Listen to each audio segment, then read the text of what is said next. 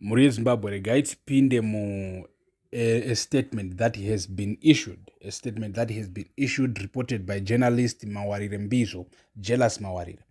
So the statement tine information irikusvika kwatiri, this statement is what is happening right now inside the Chiwenga faction. This is what they have come up as a plan. We don't know when exactly they are planning to do to exert it, but as a matter of fact, it's a plan that have been in motion for a long time now. So the statement Murezi Mabura issue na Jealous Mawarire on X Rukutiro, ED can be constitutionally removed from office by the Senate and the National Assembly through a joint resolution passed by at least one half of their total membership. For, among other things, failure to obey, uphold, or defend this constitution, or for willful violation of this constitution. Zimbabwe. So murukunzwa here kunzi Mnangagwa ari kupiwa mhosva yechi. Remember, Mnangagwa wakatokwidzwa kumatare already right now.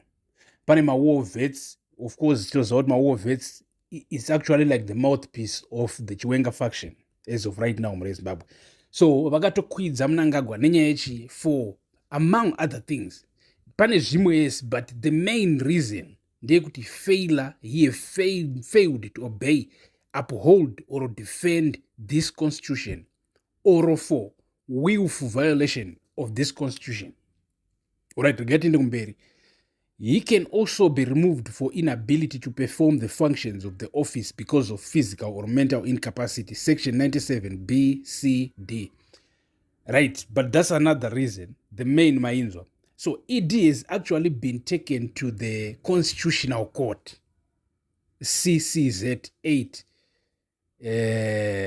26, for failing to obey, uphold, or defend the Constitution. Within the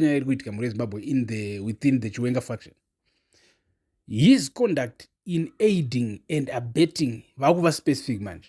His conduct in aiding and abetting the violation of section 328(7) of the Constitution by chairing a cabinet meeting which deliberated the extension of his term from 5 to 7 years, contrary to section 328(7), amounts to willful violation of the Constitution, which warrants his dismissal.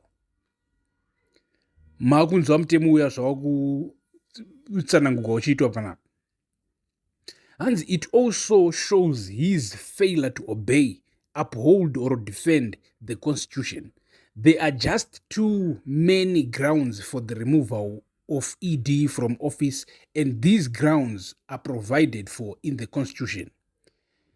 So, don't lie that ED cannot be constitutionally removed from office when the Constitution provides in section 97 for the removal of president or vice president from office. Mure Zimbabwe, murukunzwa the issued statement from journalist Mawarire, which is said ndo zvirikutaurwa right now within the Chiwenga faction. Ndo paiva tobva tashamisika kuti iwe takaonera isusu vice president a couple of days ago, he have been outspoken and very, very outspoken and directly tikatoitaura isu chiti vachiwenga vovimbisa jail time for president, for vaMnangagwa. Vanhu vakati uri kuti chii, tikati Inzwai kasemoni yaya. In fact, ma-analysts edu aitaura zvinhu zvachiti Inzwai kasemoni ipi yamakanzwa iyaya yakaitwa na vice president this last Sunday, vachitaura ivo kuti King Hezekiah. So vamwe vakutoti kana vachitaura iko zvino izvi vakuti King Hezekiah, vakurefer kuna president Mnangagwa vachiti King Hezekiah. It seems like Chiwenga is actually a real kingmaker. After all, ndiye wakaisa Mnangagwa. Second of all, he is also a name giver. It was what Chigananda was coined by Chiwenga. Izita rakutaka kutongoziva kuti zvinhu zvinonzi Chigananda dzaimbonzi mbinga. Zvimbinga zvikazotopera zvikaona zvakatofanana najinimbi zveumbinga. Ko zvino izvi zvakunzi Zvigananda. Chigananda. Handiti. So, mure Zimbabwe. tikuda kuti right timbokutsanangurai pataiti isusu Mnangagwa opromisa Chiwenga opromisa Mnangagwa jail time. Ndo pataitaura nyaya yekunzi hanzi Mwari vakamupa vakapa benzi ravo mamwe makore 7 mamwe makore 15 asi rakazomapedza riri padhaza riri mujere.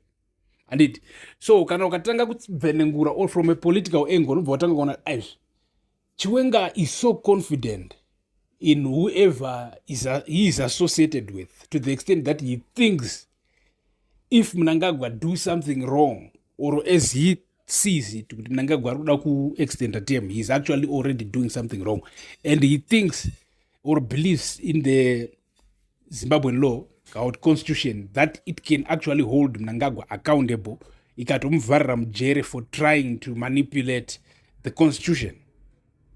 Well, mure Zimbabwe ndo zviri kuitika panapa. Hatizvi kuti which institution of the government ari kutemba naye oro ari kutemba the whole Zimbabwe as a whole, because zvimwe zvinoitika ndezvekuti aya masoja handiti vakomana kuti vari kangobvawo vari masoja, and zvoreva kuti muna 2017 paipai vachitaurira naye vachiudzana kuti vakomana ipa taakuzvoisa munhu paupresident, but kuti kusadzokerereka zvinhu zvakamboitika tozvisunga sei. Zvichireva kuti pane nzira dzavo semasoja dzavakashandisa dzaari kutemba izvezvizvi kuti nzira idzodzodzo dzichava effective, because muzimbabwe infact pasi rese zvapo tose toziva kuti every country is established by a military, not by a military. Is either it can be established by a foreign military or by its own indigenous military, but still hakuna nyika inga exist pasina power rakaita back up. Handiti so mure Zimbabwe toda kumbonyatso pamusoro peconstitution sezvamanzwa ichitaurwa imimi kuti vari kutaura kuti Mnangagwa anogona kutobviswa. Infact zvitonzi maplans kubva pakatoendeswa kukoti, kuconstitutional court, zvinhu zvose zvakaplanwa in this direction yekuti mukomana uyu kana vachinomupa mhosva kana kuti vachimupomera mhosva kuconstitutional court, vanenge vachimupomera mhosva yekuti iye waita inonzi willful violation of the constitution. Because remember, cabinet pari kunzi yakapasa amendment bill number 3 paipa, it was chaired by Mnangagwa. So vari kumuti you can't chair over something chinoproduce something that is so unlawful or so unconstitutional to that extent.